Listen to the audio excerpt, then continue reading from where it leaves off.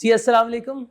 GCC 1 का lecture number 32 आज हमारा, और आज के प्रीवियस लेक्चर में बल्कि हमने बिजनेस लॉ शुरू किया था उसी को हम आगे प्रोसीड करेंगे।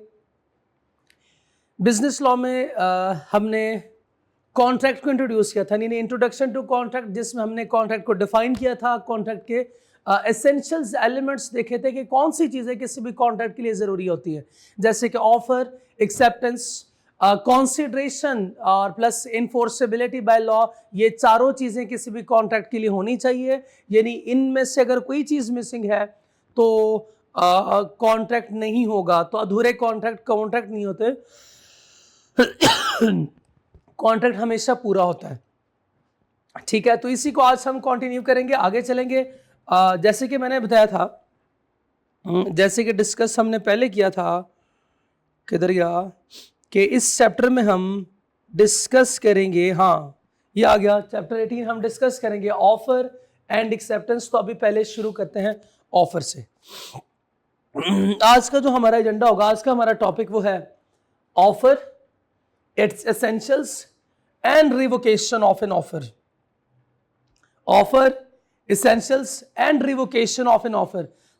तो आपने इसको गौर से देखना है। जी दे दीजिए, शुक्रिया। इसके डेफिनेशन को, इसमें जो भी प्रॉब्लम्स आती हैं, इसके एसेंशियल्स को, वो हम डिस्कस करेंगे अभी।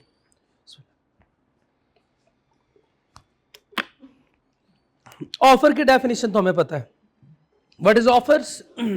ऑफर क्या चीज है? Offer है when a one person show his willingness to do or not to do something to obtain the consent of another person. This is called an offer. Offer में दो पार्टीज होती हैं, offeror and offeree. Offeror and offeree, ये दो parties offer में होती हैं। Offeror कौन होता है? जो बंदा ऑफर करता है, दिस इज ऑफरर, और जिसको ऑफर की जा रही है वो ऑफरी कहलाता है, वो ऑफरी कहलाता है। अच्छा, अब है कुछ टाइप्स ऑफ एन ऑफर, यानी ऑफर की भी कुछ टाइप्स होती हैं। वो टाइप्स कौन कौन सी हैं देखते रहें। 3 टाइप्स हैं ऑफर की। Number 1 specific offer, specific offer, general offer, counter offer. ये 3 टाइप्स ऑफ एन ऑफर है। Specific offer, general offer, counter offer. शायद नाम से ही आपने इसको पहचान लिया होगा कि ये कौन सी ऑफर होगी। स्पेसिफिक ऑफर, ऑफर स्पेसिफिक, यानी इसमें ऑफर स्पेसिफिक नहीं है। ऑफर तो हर ऑफर स्पेसिफिक होती है।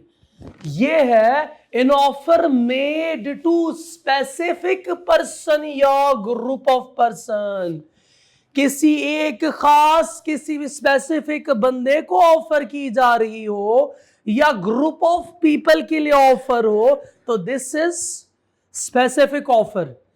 जैसे फॉर एग्जाम्पल, हमने मिस्टर बी से कहा, भाई मेरी बाइक 50,000 में मैं बाइक बेचना चाहता हूं, क्या 50,000 में खरीदोगे? क्या मिस्टर बी आप खरीदना चाहते हो? मिस्टर सी पास बैठा हुआ था, कहता मैं खरीदता हूं 50,000 में। क्या उसकी तरफ से ये एक्सेप्टेंस वैलिड एक्सेप्टेंस ने है? जवाब आया नहीं। क्यों? क्योंकि ये ऑफर स्पेसिफिक थी, यानी स्पेसिफिक ऑफर वो जो किसी खास बंदे को की जाती है। बताएं कि इसको कोई भी एक्सेप्ट कर सकता है? नहीं। जैसे मिस्टर सी ने एक्सेप्ट किया तो हमने कहा नहीं, एक्सेप्टेंस नहीं हुई। इसी तरह ये ऑफर जिसके लिए होती है सिर्फ वही एक्सेप्ट कर सकता है।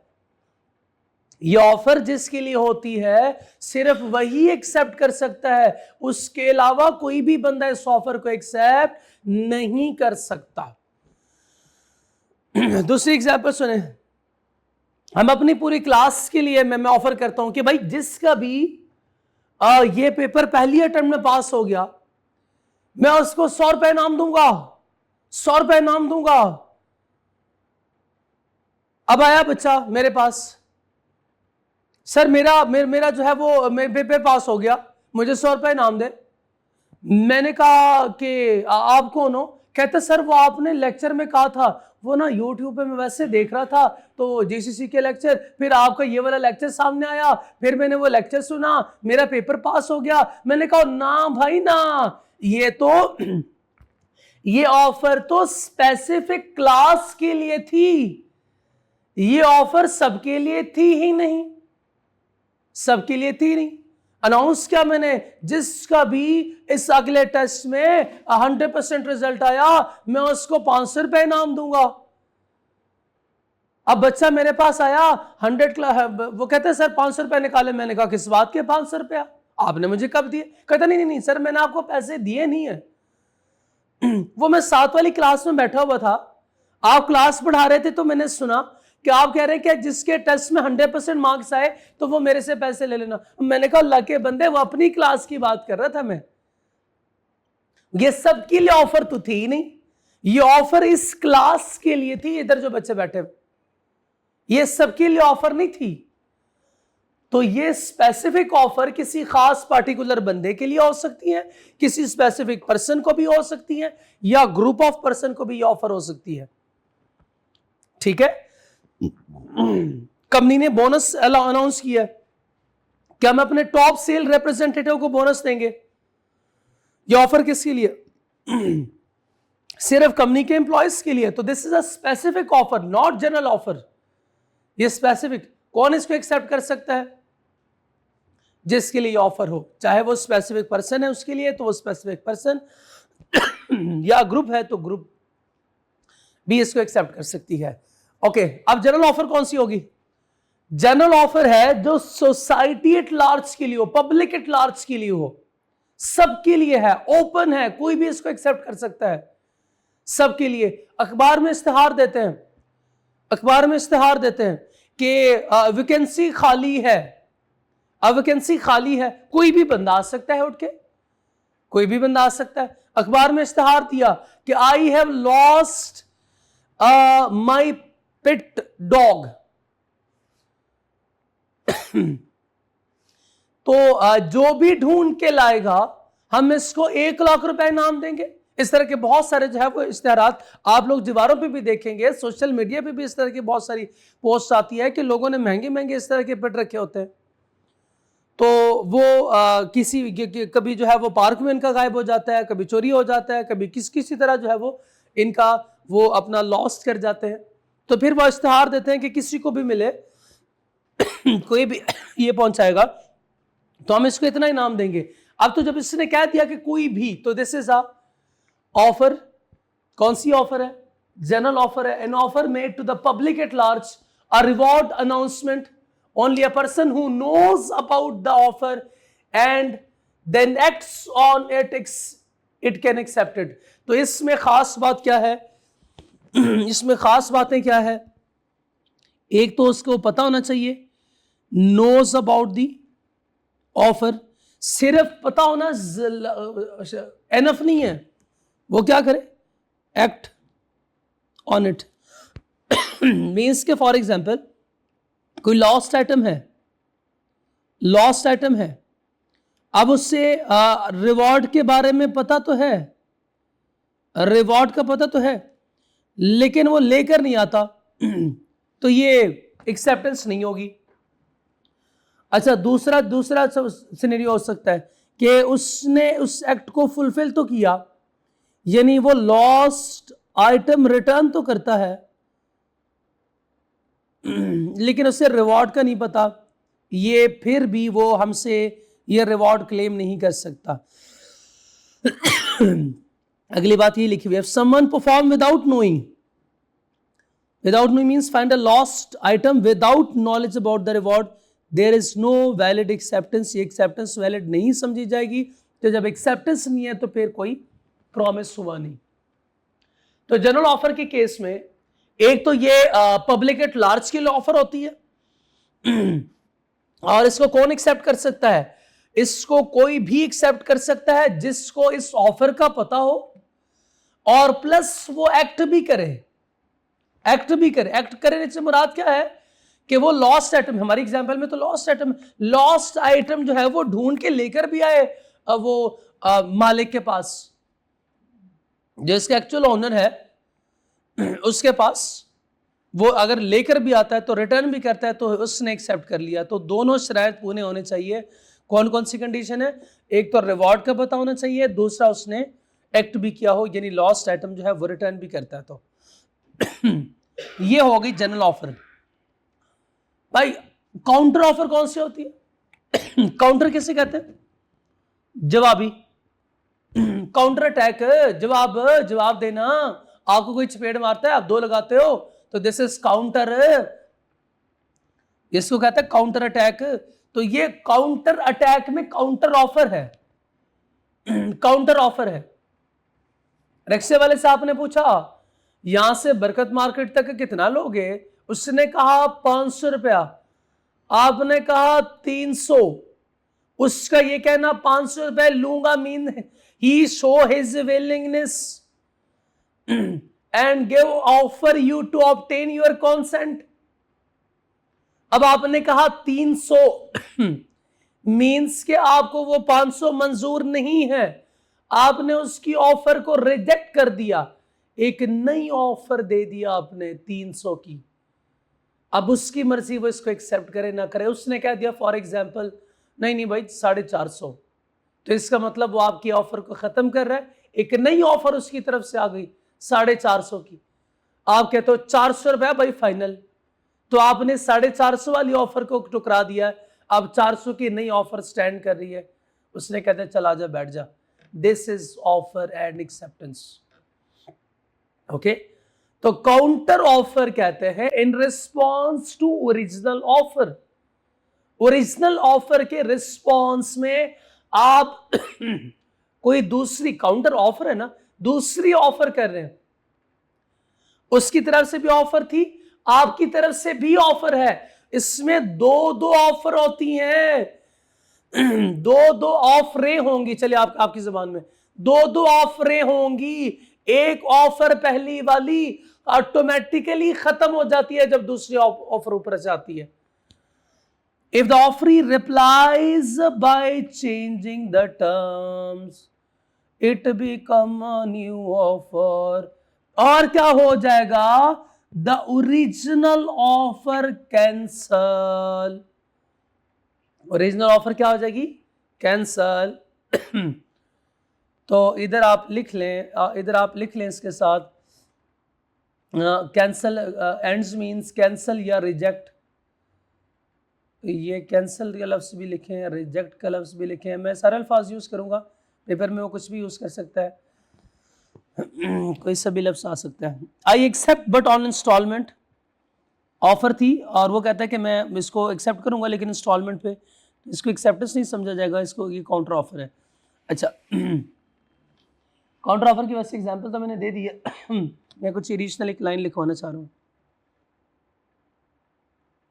काउंटर ऑफर में क्या होता है? ओरिजिनल ऑफर रिजेक्ट हो जाती है, आप लिख लें ओरिजिनल ऑफर रिजेक्टेड, इसके साथ उसके साथ ब्रैकेट में लिखें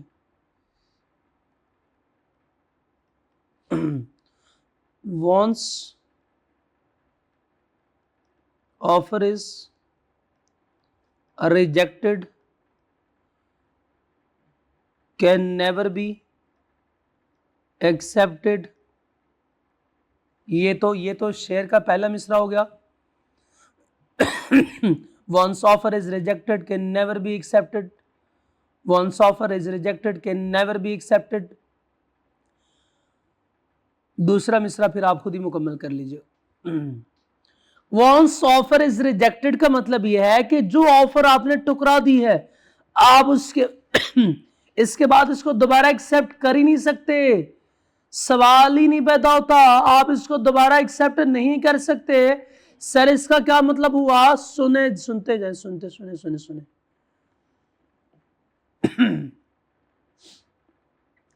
for example, mister A offer करता है मिस्टर बी को his bike, A offer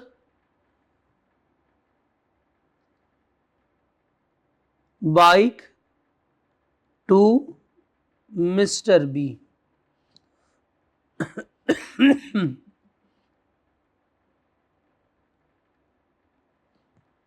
to mister B for ₹50,000। Okay, mister B कहता है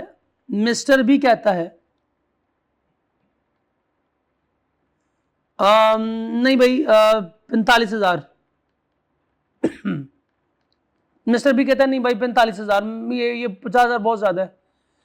तो सबसे पहले मिस्टर बी ने क्या इस ऑफर को, ये ऑफर थी,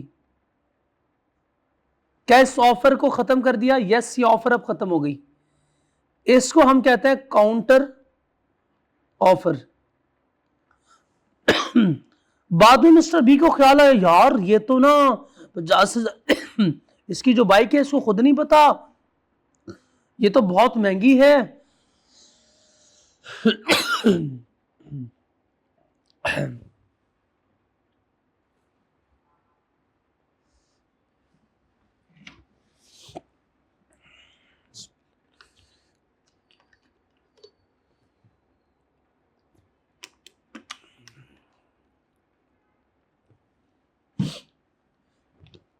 ये बाइक तो बहुत महंगी है, लगता है मिस्टर ए को नहीं पता।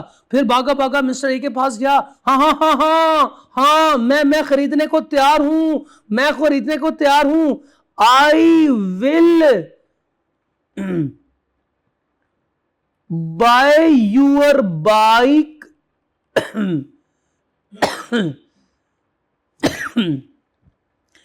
एट ₹50,000, यानी ऑलरेडी मेंशन्ड प्राइसेस। बाद में आके कहता है कि मैं खरीदने को तैयार हूं, बाइक मुझे बेचो बेचो बेचो। अब बताएं साबस, क्या वो खरीद सकता है? लॉ कहता अब नहीं, अब क्यों नहीं? अब क्यों नहीं? क्यों?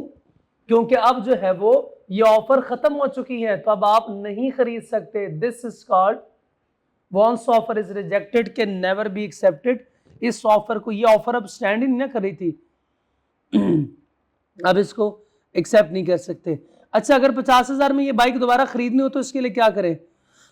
तो इसके लिए हम अगेन ये 45,000 वाले हमने जो ऑफर दी थी इसको खत्म करके हम उसे कहेंगे मैं खरीदने को तैयार हूं, आई वॉन्ट टू पे ₹50,000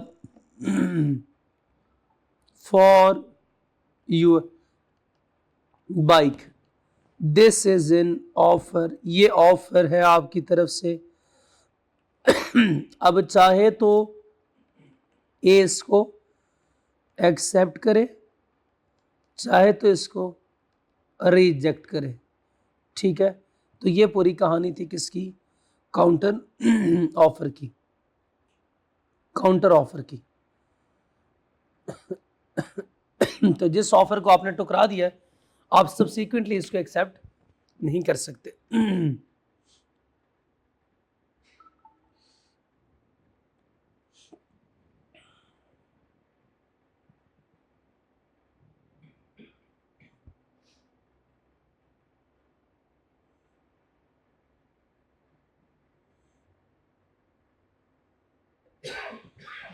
पॉज कीजिएगा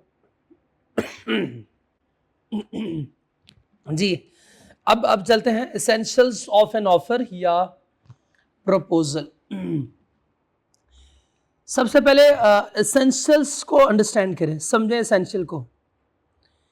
एसेंशियल्स कहते हैं कि प्रपोजल में या ऑफर में वो सारी बातें जो होनी चाहिए। इट मीन्स कि अगर कोई एक बात इसमें मिसिंग हो या पूरी ना हो रही हो, जैसे कि फॉर एग्जांपल 2 पर्सन है तो आप एक बंदा कह दो तो वो ऑफर नहीं होगी ना, उसको तो ऑफर हो ही नहीं सकती, ये ऑफर वैलिड नहीं है। मीन्स कि ऑफर की वैलिडिटी के लिए ये सारी कंडीशंस का होना शर्त है। ये जितनी भी कंडीशंस है ये इसके लिए ये कंडीशन का होना शर्त है। ये एसेंशियल्स ऑफ एन ऑफर है। एसेंशियल्स ऑफ एन ऑफर किसे कहते हैं कि वैलिड ऑफर के लिए वैलिड ऑफर में ये सारी बातें होनी चाहिए। अगर इनमें से कोई एक नहीं है या इसकी वायलेशन है हो रही है तो ये ऑफर वैलिड ऑफर नहीं होगी, ये फिर ऑफर वैलिड नहीं है। सबसे पहले वन बाय वन इसको डिस्कस करेंगे। 2 पर्सन्स इन्वॉल्व, ऑफर में कितने बंदे होने चाहिए? 2 लोग होने चाहिए। कौन कौन होना चाहिए? एक ऑफरर होना चाहिए, दूसरा ऑफरी होना चाहिए। एक ऑफरर हो और एक ऑफरी हो, ठीक है। तो 2 पर्सन्स यानी सिंगल पर्सन जो है वो खुद को ऑफर नहीं कर सकता। Number 2, intention to create legal relationship हो, कोई डोमेस्टिक रिलेशन ना हो, इनका ऑब्जेक्टिव, इनका मकसद ही कोई एक लीगल कॉन्ट्रैक्ट करना हो, मजाक ना कर रहे हो आपस में दोनों। तो कॉन्ट्रैक्ट में या ऑफर में मजाक नहीं अच्छा। हाँ भाई, अपनी बाइक जो है वो बेच, अपनी आपके पास जो ये आपका 125 है, ये आप मुझे 50 रुपए में बेचना चाहते हो? अब भाई ये तो मजाक है ना, ये मजाक है ना। ये इस तरह के नहीं होने चाहिए। The offers must seriously intended or legal deal, not just casual talk. आपस में कोई मजाक ना हो, बल्कि जब भी वो ऑफर कर रहे हो एक दूसरे को, इनकी नीयत क्या होनी चाहिए? एक दूसरे को बाउंड करने की नीयत होनी चाहिए। Offer must be certain. Certain का मतलब होता है कि जो बिल्कुल क्लियर हो, जिसमें क्लैरिटी हो, अनक्लियर ना हो, अनसर्टिनिटी जिसमें ना हो, जिसके अंदर कोई एम्बिगुइटी ना हो। ऐसे तो सर हमें बात समझ नहीं आएगी, please explain with the help of example. मैं किसी बंदे से कहता हूं आप मेरे पास जॉब कर लो, वो मुझे कहता है तनख्वाह कितने दोगे? इतने दूंगा, खुश कर दूंगा तुम्हें, तो मैं खुश कर दूंगा। अब बताएं क्या खुश कितने पे होगा वो? क्या 5,000 खुश हो जाएगा वो? 10,000 खुश हो जाएगा? 20, 50, 30, 60, पता नहीं कितने पे खुश होगा। तो जहां पे ऑफर में पता नहीं है कि क्या होना है, तो दिस इज अनसर्टन ऑफर, उसमें सर्टिनिटी नहीं है। इधर भी एग्जांपल दी हुई है, आई will by another if it proves lucky. मैं दूसरी चीज भी खरीदूंगा अगर पहली चीज मेरे लिए लकी साबित हो गई। अब लकी साबित होती है नहीं होती, तो ये तो अनसर्टेनिटी है ना, अनसर्टेनिटी है ये। इसी तरह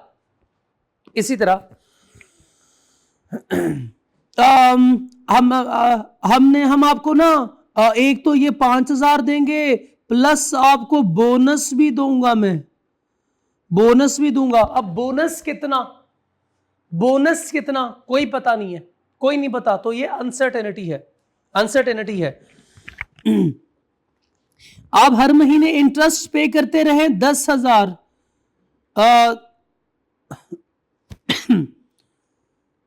सर 10,000 जो है वो आपने इंस्टॉलमेंट पे करनी है, प्लस 10% इंटरेस्ट भी पे करते रहे।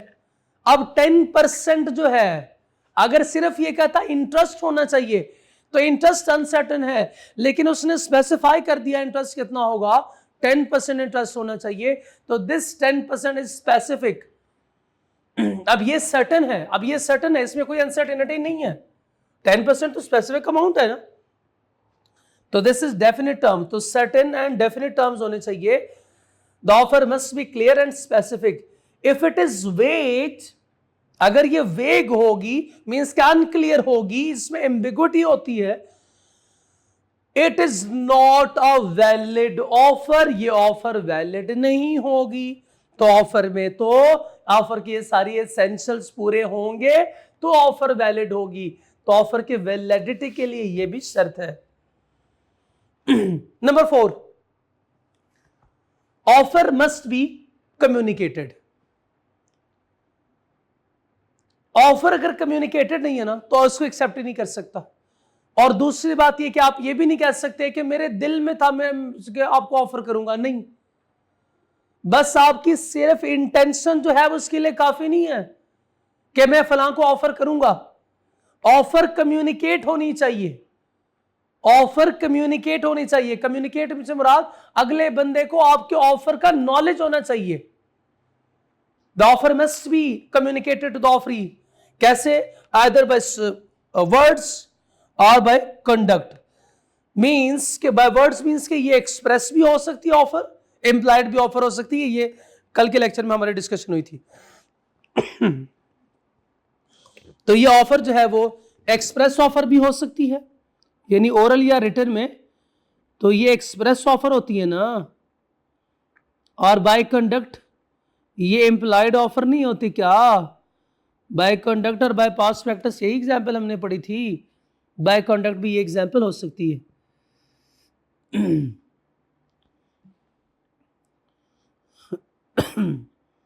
चले जी नेक्स्ट आगे। व्हेन ऑफर इज, अब अगला सवाल हमसे पूछा, जब हमने कहा ना कि ऑफर मस्ट बी कम्युनिकेटेड, अगला उसने सवाल पूछा व्हेन ऑफर इज कम्युनिकेटेड, कब समझा जाएगा ऑफर कम्युनिकेट हो गई है? Offer is complete when the offer reaches the offeree, यानी comes to the offeree knowledge. जैसे अभी मैंने आपको बताया ऑफर कम्युनिकेटेड होनी चाहिए। कम्युनिकेशन से मुराद ये ऑफरी के नॉलेज में आना चाहिए, ऑफरी को इस नॉलेज का पता होना चाहिए। नेक्स्ट है number 6, conditional offer. Conditional offer से मुराद ऑफर के साथ कोई कंडीशन अटैच हो सकती है। भाई आपने मेरी बाइक खरीदनी है ना, तो this is an offer, this is an offer. तो आप मुझे शाम 5 बजे तक बता देना। शाम 5 बजे तक आपने मुझे बताना है, दिस इज कंडीशन। बाइक की ऑफर थी, 5 बजे तक बताना कंडीशन है। आपने बैंक अकाउंट में पेमेंट करनी है, बैंक ट्रांसफर, कंडीशन है, यह भी कंडीशन है। आपने अपनी एक्सेप्टेंस जो है वो मुझे ईमेल करनी है, कंडीशन है, कंडीशन है, कंडीशन है ये।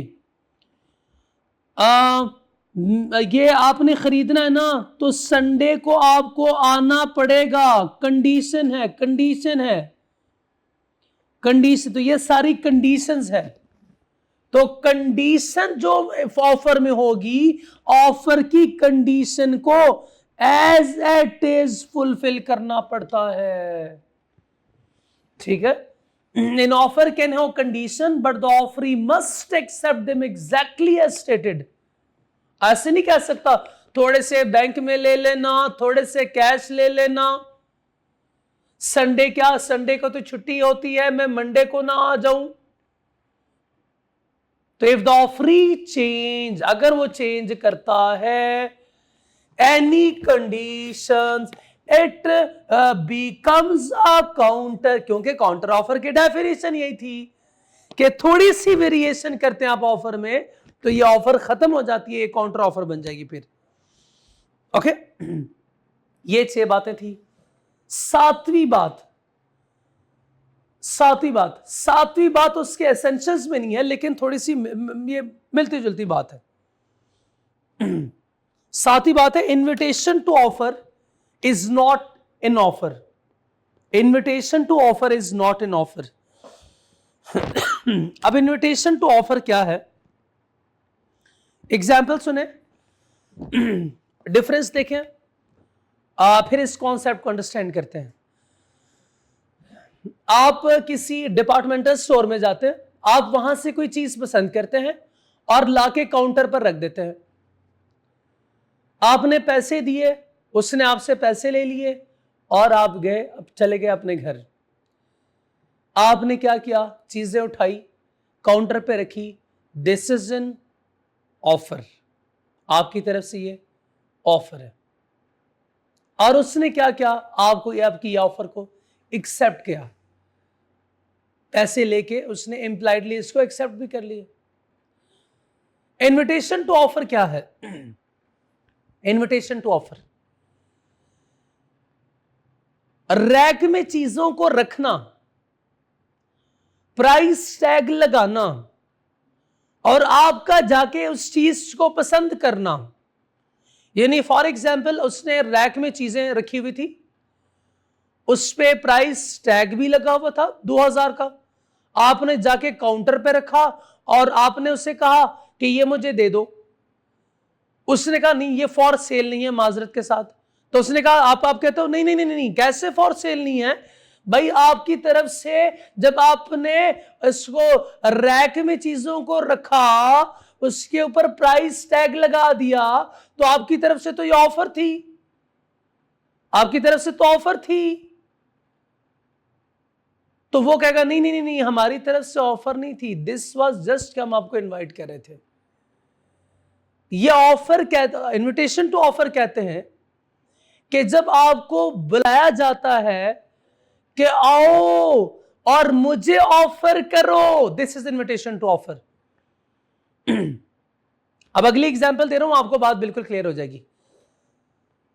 अखबार में हमने जॉब की वैकेंसी के लिए इश्तिहार दिया, बताएं क्या हमारी तरफ से ये ऑफर है?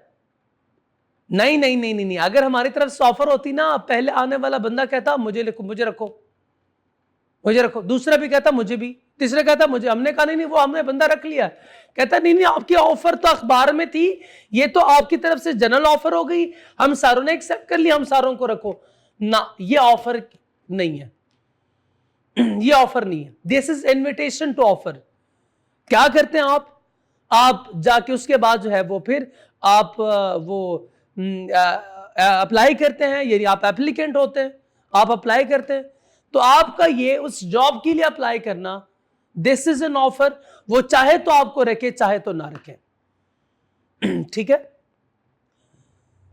रेस्टोरेंट में ये जो मेनू कार्ड होता है, ये मेनू कार्ड ये ऑफर नहीं है, ये इनविटेशन टू ऑफर है। स्टोर ने डिस्प्ले में चीजें जो लगाई हुई है, ऑफर नहीं है, इनविटेशन टू ऑफर है। आपको दावत दे रहे हैं, आप खुद चल के जाते हो उनके पास कि मुझे ये चीज दो, तो ये नहीं, आप ऑफर कर रहे हो। ठीक है। ऑक्शन में चीजें बेची जा रही है, ऑक्शन में चीजें खरीदी जाती हैं, बेची जाती हैं, तो ऑक्शन वाला जब वो प्राइस अनाउंस करता है, क्या वो ऑफर होती है? नहीं नहीं, वो इनविटेशन टू ऑफर है। उसके बाद फिर लोग क्या करते हैं, ऑफर देते हैं 1 करोड़ 2 करोड़, अगला कहता 7 करोड़, ये चीज मेरी हो गई। तो this is invitation to offer. और इसका ये 7 करोड़ कहना, ये ऑफर है, ये ऑफर है, ये ऑफर है। अगला बंदा चाहे अगली पार्टी एक्सेप्ट करे, चाहे ना करे। उसके बाद ओके, अगली एग्जाम्पल सुने। एग्जाम्पल तो हमारे पास बेतहाशा है, एग्जाम्पल की तो कोई कमी नहीं। दराज से आप चीजें खरीदते हैं, दराज के स्टोर पे, यानी आपके मोबाइल ऐप में जो चीजें आपको नजर आ रही है, प्राइस टैग के साथ आ रही होती हैं, कभी डिस्काउंट्स के साथ आ रही होती है, प्रमोशनल ऑफर के साथ आ रही होती। तो ये जो दराज के वेबसाइट पे चीजें पड़ी हुई हैं, क्या ये ऑफर है? ना ना ना ना, ये इनविटेशन टू ऑफर है। क्या है? Invitation to offer. Christian college वाले जीसीसी का बैच अनाउंस करते हैं, क्रिस्चियन का बैच अनाउंस करना ये ऑफर नहीं है, ये इनविटेशन टू ऑफर है। स्टूडेंट आता है यहां पे, ऑफर करता है हमें, क्लास में जगह हो तो हम उनको वेलकम करते हैं, तो हम कहते हैं ठीक है आ जाओ। तो ये क्रिस्चियन की तरफ से इनविटेशन टू ऑफर है। स्टूडेंट आता है, दिस इज एन ऑफर, वो ऑफर करता है, क्रिस्चियन वाले इसको एक्सेप्ट करते हैं, प्रॉमिस हो जाता है, और एक अगर बाकी सारी चीजें भी है तो वैलिड कॉन्ट्रैक्ट क्रिएट हो जाएगा। तो invitation to offer is not an offer, invitation to offer is just invite करना। Invitation to offer only invites other to make an offer, it is not an offer itself, ये खुद कोई offer नहीं है। For example tenders, अखबार में tenders देते हैं, advertisement for auctions, display in store, display on social media or online market placing, or invitation. The customer selection or bid is the offer. Also asking for information is not an offer. कि जब आप किसी से price पूछते हैं कि इसका model कौन सा है, इसकी प्राइस क्या है, तो ये भी कोई ऑफर नहीं है, ये जस्ट इंफॉर्मेशन है। ठीक है, तो क्या हमें ये बात क्लियर होगी इनविटेशन टू ऑफर वाली? चले जी बच्चों आगे चलते हैं। नेक्स्ट है लैप्स या revocation of an offer. Lapse, revocation, offer कब रिवोक होती है, कब समझा जाएगा ऑफर रिवोक हो गई? ऑफर रिवोक कब होती है देखते रहे। रिवोकेशन ऑफ एन ऑफर या lapse of an offer. Revocation by offeror, revocation by offeror. Offeror कौन होता है? जो ऑफर करता है। A offer his bike to B, तो ये कौन हुआ? Offeror. ये offeree. Revocation by offer, revoke, revoke वापस ले लेना, वापस ले लेना। तो ऑफर होती किसकी तरफ से है? ए की तरफ से ऑफर होती है, ऑफर की तरफ से ऑफर होती है। ऑफर को रिवोक कौन कर सकता है? यही कर, जैसे फॉर एग्जांपल ऑफर करने लगा, वापस कर दी उसने ऑफर, तो this is revocation an offer. Revocation of an offer कौन करता है? ऑफरी, तो it's called revocation by offeree. Revocation by offerer. The offerer may withdraw the offer by giving notice. अच्छा अगला सवाल ये कि कब कर सकता है? ऑफर कब रिवोक कर सकता है? ऑफर तब रिवोक कर सकता है जब तक एक्सेप्टर ने उसको, यानी अगली पार्टी ने, ऑफरी ने इसको एक्सेप्ट नहीं किया। ऑफरी की एक्सेप्टेंस से पहले पहले हम ऑफर को रिवोक कर सकते हैं। ऑफरी के एक्सेप्टेंस से पहले पहले हम अपने ऑफर को रिवोक कर सकते हैं कि जब ऑफर एक्सेप्ट नहीं हुई अभी तक तो हमने रिवोक कर दी। This is called revocation by offeror. और ऑफ रिवोकेशन के लिए भी जरूरी है, शर्त है कि रिवोकेशन भी आपने, जैसे ऑफर में कंडीशन में था ना एसेंशियल में कि ऑफर मस्ट बी कम्युनिकेटेड, इसी तरह revocation must be communicated. Revocation must be communicated. ठीक है, अभी मैंने आपको अधूरी बात बताई है, अभी मैंने आपको अधूरी बात बताई है। इधर देखें, ये ऑफर हो गई ना, ये इस तक ऑफर पहुंची है। अब ये इसको एक्सेप्ट करता है तो फिर ऑफर रिवोक नहीं हो सकती। अगला सवाल यह है एक्सेप्टेंस का। एक्सेप्टेंस कब समझी जाएगी? एक्सेप्टेंस हो गई, अब आप ऑफर को रिवोक नहीं कर सकते। अगला सवाल है, लेकिन इस सवाल को भी मैं डिस्कस नहीं कर रहा, इस सवाल को इसको मैं डिस्कस नहीं कर रहा। बस ये है कि इसने अभी क्या नहीं किया, अभी इसने कोई एक्सेप्टेंस लेटर नहीं भेजा कि हां मैं बस खरीदने को तैयार हूं। इसने अभी तक कोई एक्सेप्टेंस लेटर नहीं भेजा।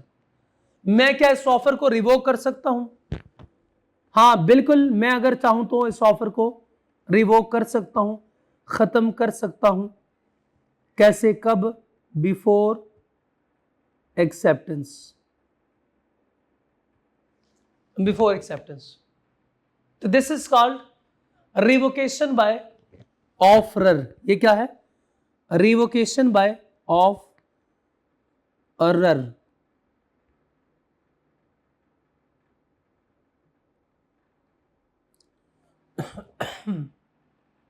नेक्स्ट है रिजेक्शन बाय ऑफरी। ऑफरी के पास चूंकि दो ऑप्शन होते हैं, ऑफरी के पास दो ऑप्शन होते हैं, या तो इसको यस करे या फिर नो करे। जब ऑफरी ने इसको नो किया तो this is what? Rejection by, ये इसको कहता है रिजेक्शन बाय ऑफ री। अगर तो ये था यस वाला तो हो गया एग्रीमेंट, तो एग्रीमेंट हो गया। लेकिन हम चूंकि इस को नहीं अभी फिलहाल पढ़ रहे, तो इसको फिलहाल हम इग्नोर करेंगे, इसको हम इग्नोर करेंगे, ठीक है, इस साइड को, इस इम्पैक्ट को। लेकिन हमें पता है कि कुछ है ज़रूर, यस वाली साइड है ज़रूर, लेकिन यस वाली साइड अभी करनी नहीं। ओके, तो this is rejection by offeree. If the offeree reject the offer, it ends and can not be accepted later unless renewed. ये मैं आपको इससे पहले बताया, once offer is rejected can never be accepted unless it is renewed. जी, और कैसे ये ऑफर रिवोक हो सकती है, और ये ऑफर कैसे रिवोक हो सकती है? काउंटर ऑफर से ऑफर रिवोक हो जाएगी, काउंटर ऑफर से ऑफर रिवोक हो जाती है, ओरिजिनल ऑफर कैंसिल हो जाती है, counter offer terminate the original offer, ठीक है। Number 3, non fulfilment of condition. अगर इसमें कोई शर्त थी, जैसे फॉर एग्जांपल आपने ये पेमेंट करनी है, आज डेट है फॉर एग्जांपल 22 मई है, तो आपने इसको आप इसको एक्सेप्ट कर सकते हो 25 मई तक, 25 मई तक इसको एक्सेप्ट कर सकते हो। तो ये आपने साथ कंडीशन लगा दी। अब इस ऑफर को आप 25 मई के बाद एक्सेप्ट नहीं कर सकते। अगर आप 26 मई को एक्सेप्ट करते हो तो ये valid acceptance, not valid acceptance, not valid acceptance, और इस डेट को ये कंप्लीट हो जाएगा।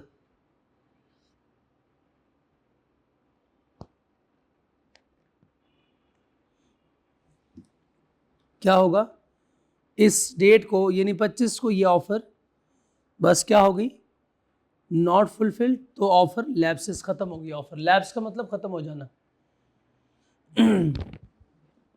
अगर कोई टाइम था, जैसे ये वाला example, if the offer ends after the stated time और after reasonable time if no time is mentioned, इसको थोड़ा सा एक्सप्लेन करते हैं।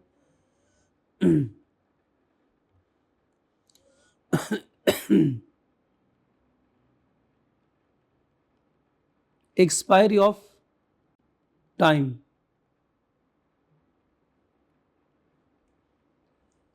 अच्छा, if time is mentioned,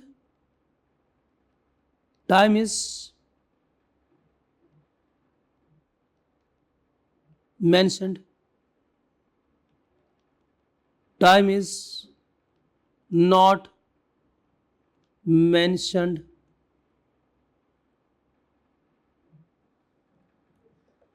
time was mentioned लेकिन विद इन द टाइम काम नहीं किया, विद इन द टाइम काम नहीं किया, टाइम एक्सपायर हो गया। टाइम जैसे एक्सपायर हो गया, अब क्या होगा, कॉन्ट्रैक्ट खत्म, कॉन्ट्रैक्ट से पहले ऑफर खत्म। इधर नहीं time mention, time not mention, reasonable time, reasonable time. अब रीजनेबल टाइम होता है, रीजनेबल टाइम होता है फॉर, डिपेंड करता है, ये केस टू केस वेरी करेगा। जैसे फॉर एग्जांपल, अब मैं एग्जांपल देने लगा हूं, जैसे कि आपने फॉर एग्जांपल हमने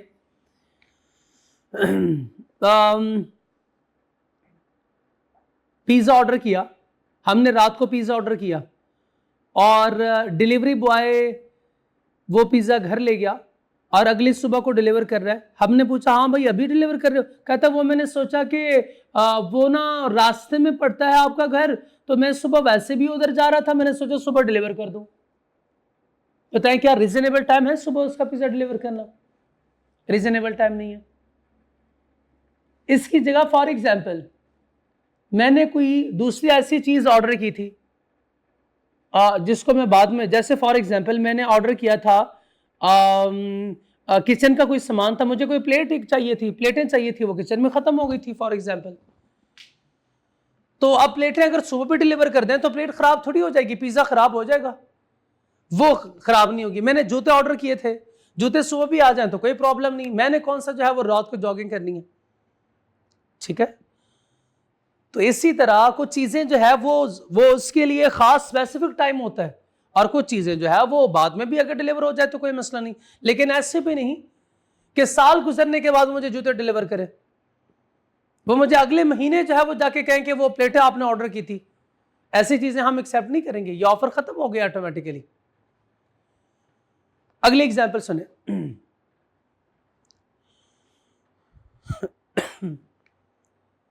30 तारीख को फॉर एग्जांपल बर्थडे है, और हमने उससे कहा भाई आपने 30 तारीख को केक डिलीवर करना है। अब दो सिनेरियो, दो सिचुएशन सुने। एक तो यह है कि 30 तारीख और आज 22 तारीख है, 25 तारीख को उसने कहा 24 तारीख को केक भेज दिया 25 को, और कहा आगे ईद की छुट्टियां आ रही है तो हमने सोचा केक पहले ही आपको डिलीवर कर दे। ये भी ठीक नहीं है, परफॉर्मेंस उससे पहले इतनी पहले भी नहीं हो सकती। 5-6 दिन में केक का क्या करूंगा? 30 को केक, 30 को बर्थडे है और वो मुझे जो है वो 2 या 3 तारीख को फॉर एग्जांपल डिलीवर करा है, तो सारे मेहमान तो चले जाएंगे, फिर मैंने उसका क्या करना है? तो रीजनेबल टाइम, मेरा ख्याल है आपको बात समझ आ गई होगी कि रीजनेबल टाइम क्या होता है। सो अगर टाइम मेंशन है तो फिर मेंशन टाइम के अंदर करना चाहिए आपको। आपने मेंशन टाइम के अंदर उसको एक्सेप्ट नहीं किया तो ऑफर ऑटोमेटिकली क्या हो जाएगी? खत्म हो जाएगी। अच्छा, और रीजनेबल टाइम वो भी हमने डिस्कस कर लिया, रीजनेबल टाइम कौन सा है। उसके बाद नेक्स्ट है डेथ और इंसिनिटी ऑफ पार्टीज। डेथ और इंसिनिटी ऑफ पार्टी, ये भी सुने, ये साथ आप नोट कर लिया करें, ये बहुत जरूरी है, ये आपने नोट करना है।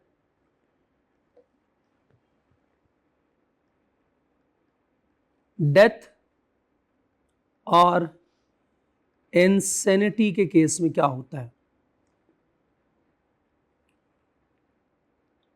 फॉर एग्जाम्पल ऑफ रर की डेथ होती है या ऑफ फ्री की डेथ होती है, दोनों सर्कमस्टांसेस में क्या होगा?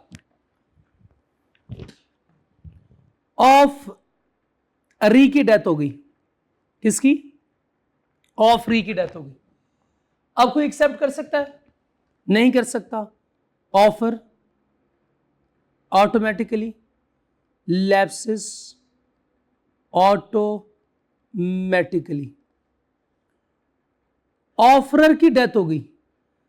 अब यहां पे दो सिचुएशंस हैं,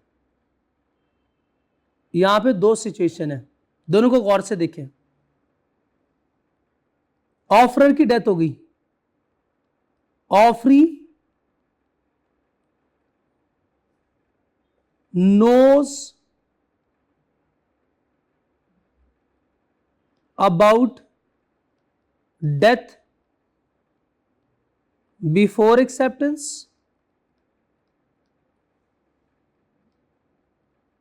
दूसरे से offeree does not know before about death before acceptance।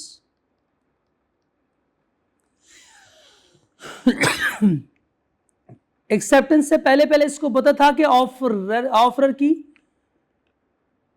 Death हो गई, एक्सेप्टेंस से पहले इसको पता था ऑफरर की डेथ हो गई, तो इस सिचुएशन में ऑफर लैप्स या टर्मिनेटेड। उसको पहले से पता था कि ऑफरर की डेथ हो गई, अब ऑफरर जो है वो तो अपना वादा पूरा नहीं कर सकता। इस सिचुएशन में उसको नहीं पता, लेकिन उसने एक्सेप्टेंस दे दी है, तो जब उसने एक्सेप्ट कर लिया होगा तो उसने अपना काम भी पूरा कर लिया होगा। तो अब लॉ कहता है इस बेचारे का इसमें क्या कसूर है? Offer valid. तो चूंकि आप खुद तो वो रहा नहीं, तो कौन लायबल होगा? लॉ कहता है उसके लीगल रिप्रेजेंटेटिव लायबल होंगे, उसके लीगल रिप्रेजेंटेटिव लायबल होंगे।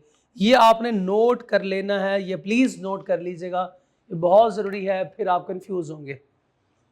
डेथ और इंसेनिटी के केस में अगर ऑफरी की डेथ हो गई तो अब एक्सेप्ट कोई नहीं कर सकता ना, वो ऑफर लैप्स।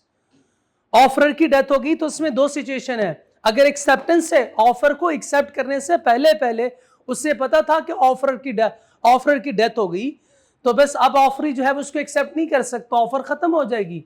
लेकिन अगर उससे पता नहीं था तो इस सिचुएशन में ऑफर वैलिड रहेगी। उस बेचारे केस में क्या कसूर है, तो लॉ इसको प्रोटेक्ट करने के लिए कहता है कि ये ऑफर वैलिड है और उसके लीगल रिप्रेजेंटेटिव जो है वो लायबल होंगे। इस केस में, इस सिचुएशन में उसकी लीगल रिप्रेजेंटेटिव लायबल होते हैं। Is it clear now? तो डेथ और इंसेनिटी का केस भी हो गया। नेक्स्ट है इलीगलिटी और destruction of subject matter. Subject matter illegal हो गया। सर पहले इसकी एग्जांपल सुने।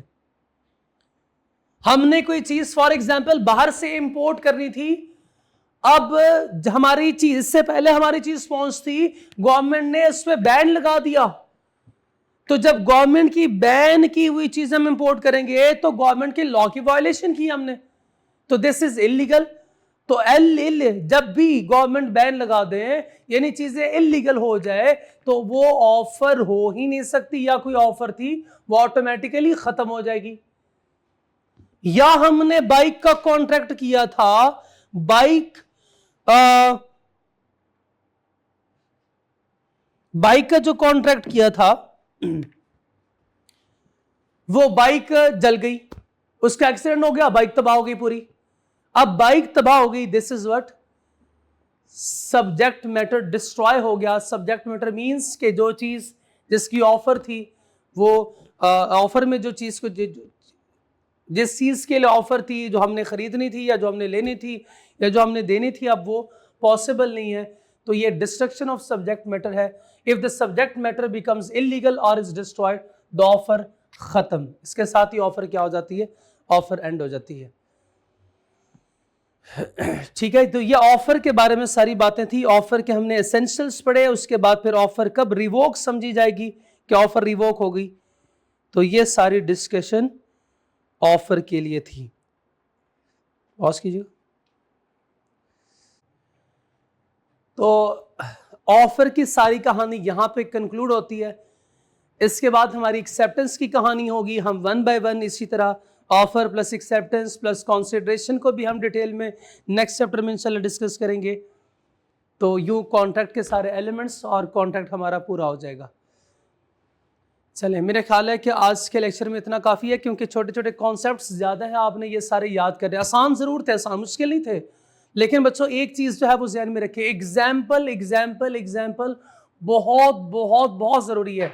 देखें, अब मैं आपको पहले तो कम बोंगी थी, अब ज़्यादा बोंगे भी मारूंगा, यानी एग्जाम्पल ऐसी ऐसी एग्जाम्पल होंगी कि आपको मज़ा आ जाएगा। लेकिन ये एग्जाम्पल सारी इस कॉन्सेप्ट को अंडरस्टैंड करने के लिए ज़रूरी है। और एक चीज़ मैं आपको और बताऊं, लॉ में जो मैं एग्जाम्पल देता हूं वो मैं खुद से नहीं बनाता, वो सारी एग्जाम्पल जो है वो रियल में इसी तरह होती है।